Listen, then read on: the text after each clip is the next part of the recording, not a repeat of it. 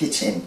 Doesn't matter whether you've got one hand or two, we're just going to bake, and I'll show you some tips and tricks if you do have difficulty.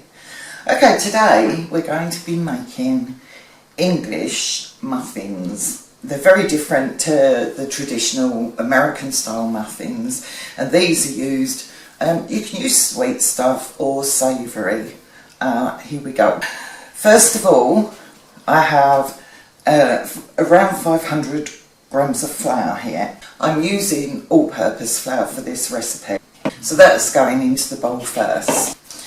Next, we have 30 grams of butter popping in there. It's just at room temperature. Okay, I have 1 egg, which will be going in.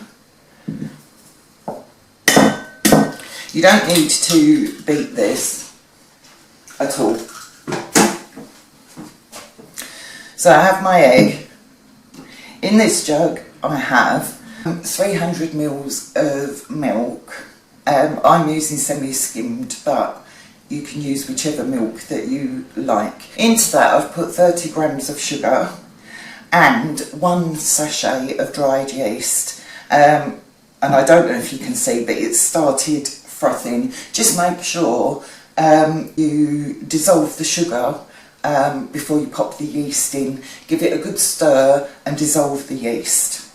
So I'm going to make a well in the centre of this, and I'm going to pop in my egg.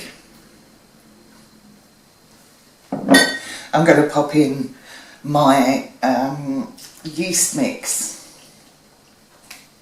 Just make sure I've got all of that from the bottom, because you do get a sort of sediment appearing in the bottom. Okay, in this jar here, or this receptacle here, I have just about a teaspoon of salt. So I'm not going to put that in until I've started mixing, because what I don't want is for the salt to kill off my yeast mix. Okay, we've got it in a little bit there, so I'm going to pop my salt right over there on a dry bit. Make sure that you get all your salt, because that's for flavour. Now all we need to do is bring this all together.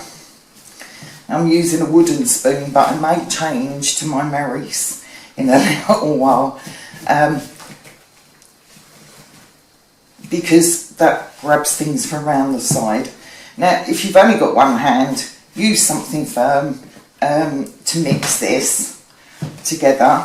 Just get all the flour into that, but use your body as well. You can stir this against your body and that will be great. I am using my non-slip mat, but as you can see, this is quite a firm dough and it is definitely still slipping. Okay, so I want to clean that off.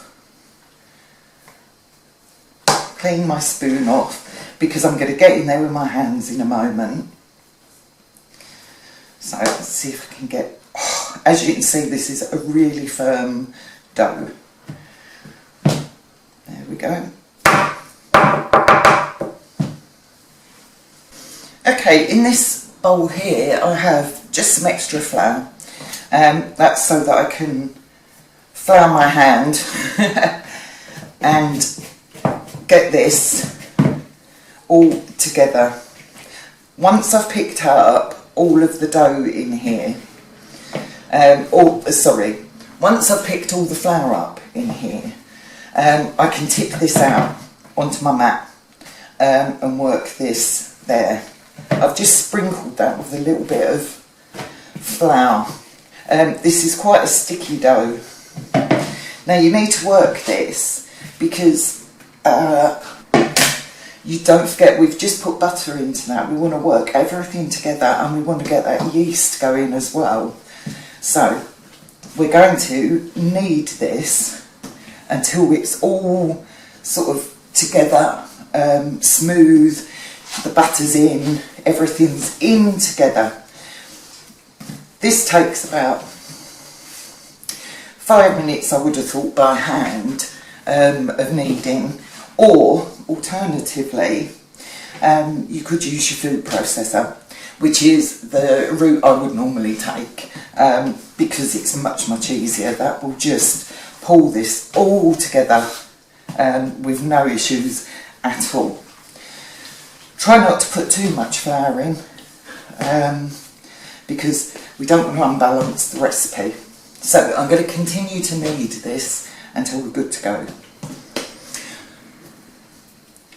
Okay, so I've nearly finished kneading, and what I'm going to do next is pop this into a bowl, and then we're going to cover it. There we go, it's much less sticky than it was earlier. I don't even need the flour on there for this. So I'm going to pop it back into the bowl.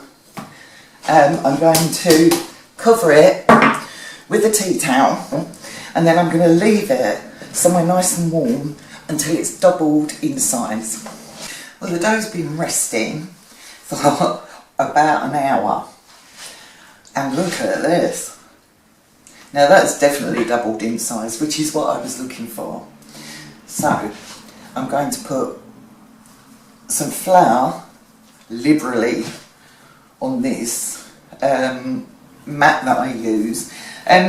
You can get these on Amazon. This one's a G-Hole, whatever that is. They're not very expensive at all, but I've got to tell you, they're really useful. Okay, dough out. Now that's looking lovely. I'm just going to quickly knock it back. Don't have to make a big fuss about this. This will be all nice and elastic anyway. Okay, plenty of flour, because we do not want this sticking at all. Just get it sort of evenly shaped, and then I'm going to use my rolling pin to just roll this out to about 2 centimetres thick, which is about that much on my board here. So here we go. Just roll it. Try and get it fairly evenly. I'm not the best at doing that. I can usually feel by touch whether I've got this about right. That's not too shabby. It's a little bit thick this side. And there we go. So that's that. Now I'm using a 9 centimetre cookie cutter. It depends what you want to be putting in these. If you want bacon and eggs and things, you need it slightly bigger, but you can use a smaller one. If I'm only using them to put butter or Marmite or stuff like that in, then I usually use a slightly smaller one. There we go. So push all the way through your dough. There. Will I get another one? I will. Brilliant. So then you place these onto a very floured surface. I'm going to use these tins. We're not going to cook these on here at all. This is just so we can rest them for another half an hour or so. These are not going to rise as much again on this tin. What's going to happen is they will rise more when we come to cook them. So let's poke those on here. There's 4, 5. Oh, not so good. I've not cut all the way through that one. Let's go over it again. I'll probably misshapen this. I did say at the beginning of the video, you never know what's going to go wrong when I'm cooking. Okay, now they look about 2 centimetres-ish. It doesn't matter if they're not entirely that. But try. Ish. I've got a wobbly 1 or 2 in there, but it will do. I'm just going to put this back together again, and then I'm going to roll it. I'm just going to roll this until I've got none left. So.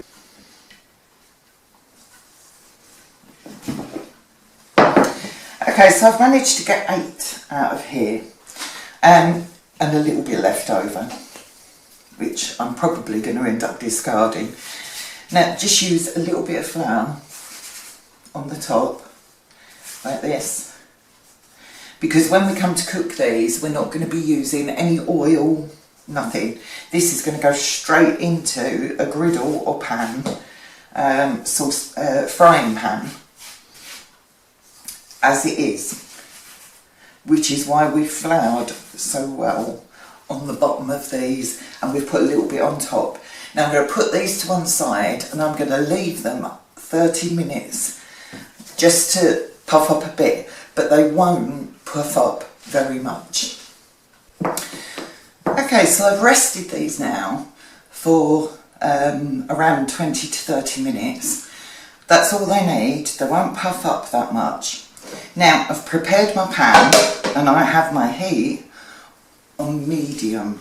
We don't want to burn these, but what we do need to do is just slowly cook these through. So one at a time, no oil, just as they are.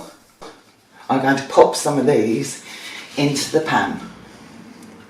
You need to cook these in batches, not well, unless you've got an absolutely enormous frying pan. So all we're going to do is we're going to leave those now for about 4 to 8 minutes each side. You will see them starting to cook.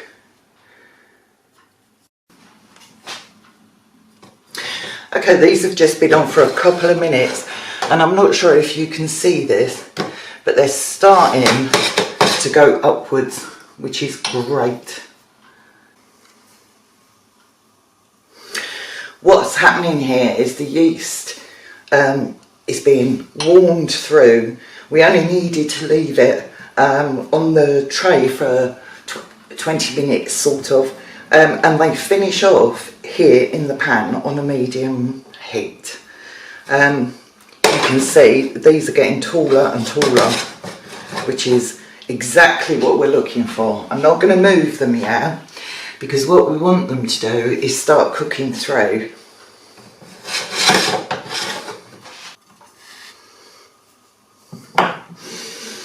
Oh, I can smell these cooking now. They're really starting to smell nice. They're getting slightly wider at the base, and you can see the heat's coming through here and starting to cook this dough.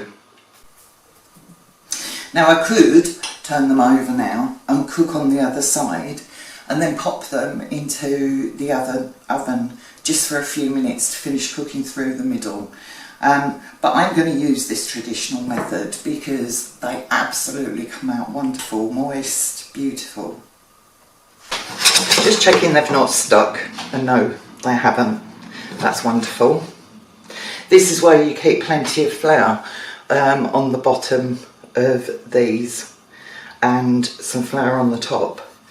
Quite often when you buy these in the bakery, they are covered in semolina. There we go.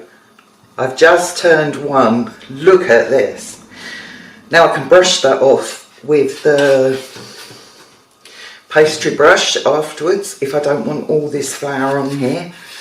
But these are looking wonderful. Oh, look at those. Now look how much they've grown. So we're going to keep it on this medium heat and we're going to cook the other side.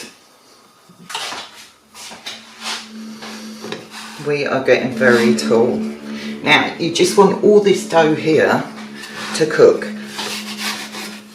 through. Oh,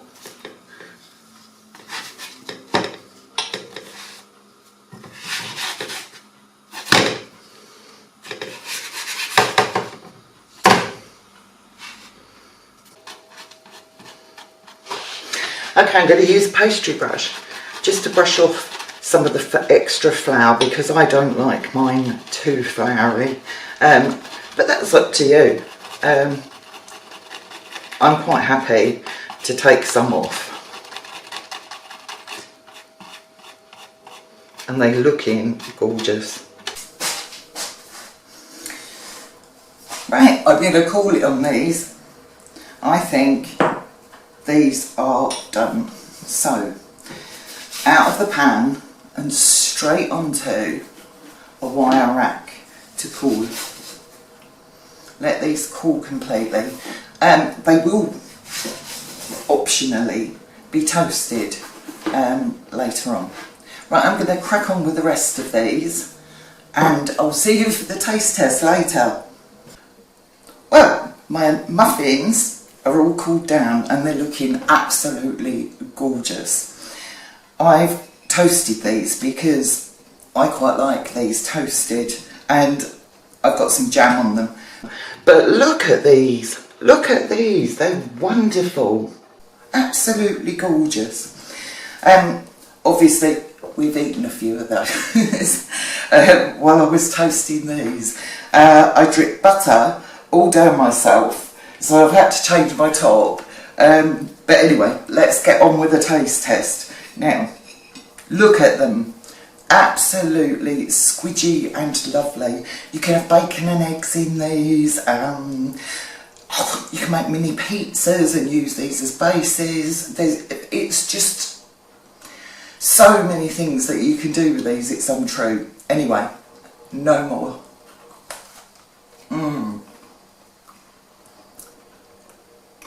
Oh my lordy. I haven't had any breakfast today, or lunch. Well, no, I did eat one of these. But they are lovely. I highly recommend that you try this recipe. As you've seen, it is so simple to make, it's untrue. It's cost effective, because you can make batches of these. I made 8 today. You could double the recipe and then freeze some of these and just take them out as you need them. They defrost beautifully. Brilliant for breakfast, lunch, whenever you want. Anyway, if you liked what you saw today, please like, share, hit the bell and subscribe so that you can see me making more cost effective, darn good food. Thank you for watching.